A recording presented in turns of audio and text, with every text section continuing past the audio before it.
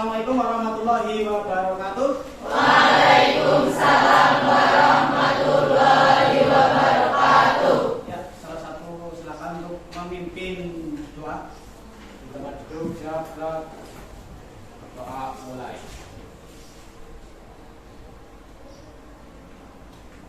Doa usai. Ya, gimana kabarnya hari ini? Oke, pasti semuanya baik-baik semuanya ya. Masih pagi, masih semangat. Sebelum itu Pak Guru mau absen begini, kira-kira sudah berangkat semua belum? Coba ya, kita cek dulu. Afifah bicara ini, jadi Azhar namanya. Alfa Rahmatin, Amanillah. Ya, kemarin kita sudah belajar tentang politik etis. Nah, kita akan melanjutkan ke bab berikutnya tentang pergerakan nasional. Ini diharapkan dengan belajar sejarah ini kalian bisa meningkatkan rasa nasionalisme kalian. Kenapa? Dengan sejarah ini adalah suatu media yang pas untuk meningkatkan rasa nasionalisme. Karena dengan tahu sejarah kita, sejarah bangsa Indonesia, itu membuat kita tuh bangga, ya bangga kita punya sejarah yang besar, kita perjuangan untuk merdeka dan sebagainya yang melalui pergerakan nasional ini. Nah, kemudian pelajaran kemarin, ya, tentang politik etis, di mana politik etis itu ada tiga, ada isinya. Ini politik etis kira-kira dicetuskan oleh siapa ya? Oleh Van Deventer, betul. Siapa namanya?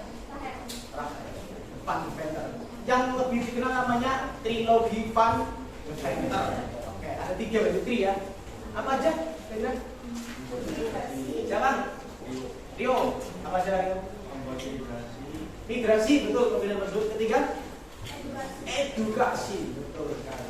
Nah, edukasi ini kan yang nanti ada berdampak luar biasa kepada bangsa Indonesia terkait dengan pergerakan nasional. Lima tujuan pembelajaran. Yang pertama di sini menganalisis faktor penyebab munculnya pergerakan nasional. Kemudian yang kedua menganalisis organisasi pergerakan nasional begitu dilihat dari latar belakangnya. Kemudian yang ketiga ada menganalisis tujuan berdirinya. Kemudian yang keempat ada menganalisis hasil kongres dan kemunduran sebelum Sumpah Pemuda. Dan yang terakhir di sini ini terkait dengan penelitian psikomotor nanti dan diskusi. Di sini nanti menulis laporan hasil diskusinya nanti ya. Pak Guru nanti bagi kelompok seperti itu. Ini Pak Guru punya permainan di sini. Nah, namanya permainan luar tangga. Nah, bantu ditembakkan. Ini bukan permainan untuk dalam waktu ya, bukan. Ini permainan untuk game saja dalam permainan pembelajaran sejarah ya. Nanti mulai dari sini ya, nanti berapa. Nah, saya jelaskan. Kalau ada gambar buku seperti ini, nanti menjawab pertanyaan dari Pak Guru. Nah, nanti kalau kalian jatuhnya di sini, kalian mengambil satu pertanyaan, dilempar ke teman yang kalian tuju. Siapa? Kira-kira. Oke? Paham? Oke.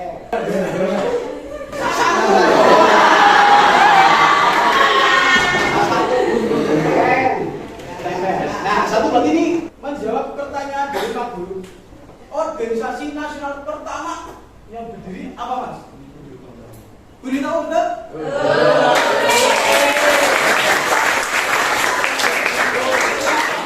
Mas Tony, ini mengaitkan tadi kita mengingat dari etis bahwa pengaruhnya besar sekali terhadap bangsa Indonesia. Nah, terutama bagian ini. Nah, bagian edukasi. Nah, bagian edukasi itu pengaruhnya besar. Nah, ada golongan terpelajar muncul karena apa? Ada program edukasi ini. Nah, dari golongan terpelajar inilah nanti mereka mempunyai kesadaran terhadap bangsanya sendiri bahwa mereka perlu namanya bersatu antara orang terpelajar inilah, dan nanti kemudian mereka salah satunya di sebuah sekolah kedokteran namanya sekolah Stovia. Dari sini salah satunya Dr. Sutomo. Ya, ini sebagai pelopor. Kemudian Dr. Sutomo itu mengajak teman-temannya untuk mendirikan sebuah organisasi nasional pertama tahun 1908, yaitu Budi Utomo. Silakan bentuk kelompok menjadi 6 kelompok. Sesuai arahan dari Pak Guru yang sudah Pak Guru pilihkan. Silakan membentuk kelompok.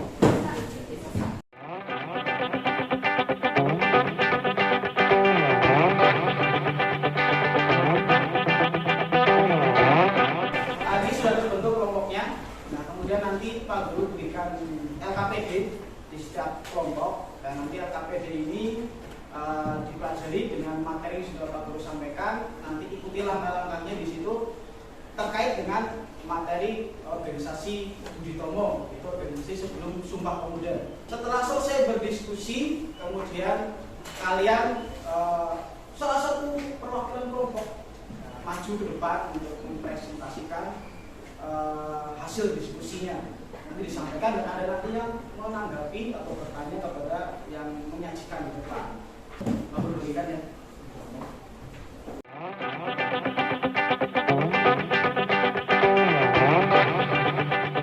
Nah, silakan dari masing-masing kelompok pakai nama-nama pegawai. Ya, boleh pakai nama pegawai. Misalkan kelompok 1, misalkan Jun Najin. Kelompok 2 DNID, bukan Pak.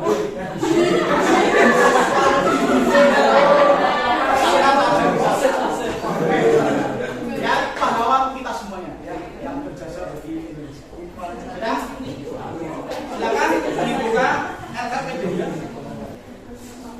Permasalahan apa yang ada di situ kemudian diisi, dipecahkan bersama dengan yang ada. Yang masih belum paham boleh bertanya.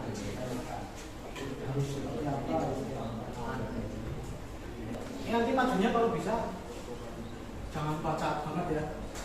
Bisa apa harus baca? Ya, testing.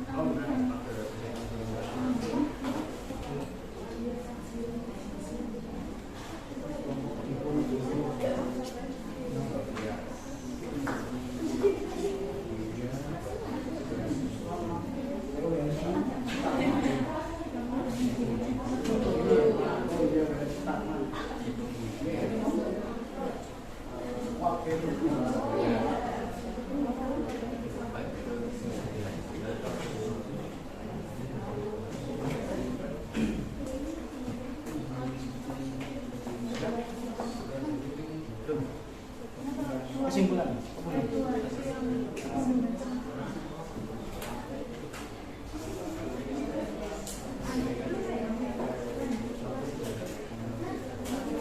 Oke, waktu sudah selesai.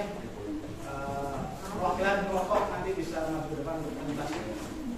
Saya tunjuk kelompok di Panjaitan. Silakan perwakilan untuk maju depan. Assalamualaikum warahmatullahi wabarakatuh. Waalaikumsalam warahmatullahi wabarakatuh. Kami perwakilan dari kelompok DI Panjaitan. Nama saya Rio Afizal Fatur Rahman. Nama saya Raka Jessica. Kami akan memaparkan hasil diskusi kami.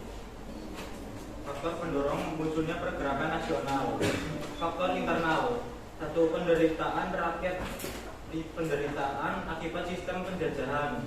2. Kejayaan bangsa Indonesia di masa lampau. 3. Kemajuan dan kesadaran masyarakat di bidang politik. 4. Munculnya golongan terpelajar. Faktor eksternal.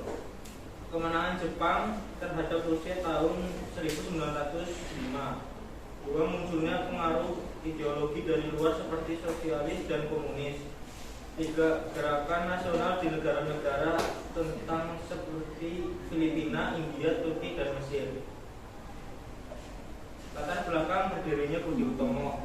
Pergerakan Budi Utomo diawali dengan didirikannya sekolah Stovia di penghujung abad ke-19. Silakan yang mau bertanya. Jum. Ya, Silakan Mbak Munisa. sebutkan nama yang kelas. Perkenalkan, nama saya Amanila dan Subuki dari absen 4. Saya mau bertanya, kenapa Budi Utomo dinyatakan sebagai awal kelahiran pergerakan nasional? Saya akan menjawab pertanyaan Mbak Amanila. Organisasi Budi Utomo mempengaruhi corak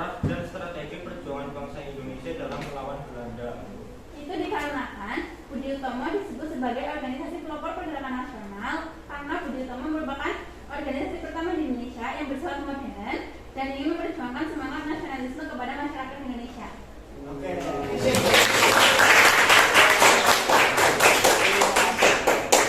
Ada yang mau bertanya yang lain? Boleh. Kongres 1 Budi Utomo kan terletak di Yogyakarta. Apa alasan Yogyakarta dipilih sebagai tempat kongres? Alasan Yogyakarta dipilih adalah karena anggapan sebagai Pulau Jawa, pusat Pulau Jawa dan Pakualaman dinilai mampu menjadi pelindung terlaksananya kongres. Di samping itu, Yogyakarta mudah diakses menggunakan kereta api ataupun angkutan darat lainnya.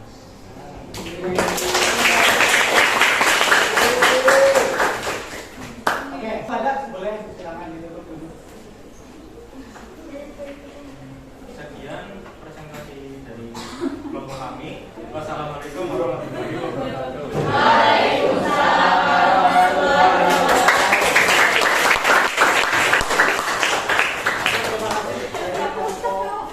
Jadi Pak Jaitan sudah mempresentasikan hasil diskusinya dengan baik dan pertanyaan-pertanyaan tadi juga hot semua ya. Memang diharapkan soal-soalnya tidak teks book gitu ya. Hanya menanyakan kapan, siapa, di mana, bagaimana. Ini soal-soal perlu namanya analisis. Nanti coba kalian bisa berpikir gitu ya. Ini kan hasil kongresnya adalah salah satunya pergerakannya hanya di Jawa dan Madura. Nah, hanya Jawa dan Madura. Kenapa bisa disebut sebagai organisasi pergerakan nasional? Padahal nasional adalah seluruh Indonesia. Ini pergerakan cuma Jawa dan Madura. Nah, apakah ini bisa disebut sebagai pergerakan organisasi nasional atau organisasi yang lokal sifatnya ya? Nah, ini analisis juga di sini ya. Nah, itu bisa dijadikan pertanyaan yang hot seperti itu. Oke, terima kasih Sadi untuk yang memberikan presentasi tadi. Kemudian sebagai akhir penutup nanti, sini silakan ada yang memberikan kesimpulan salah satunya.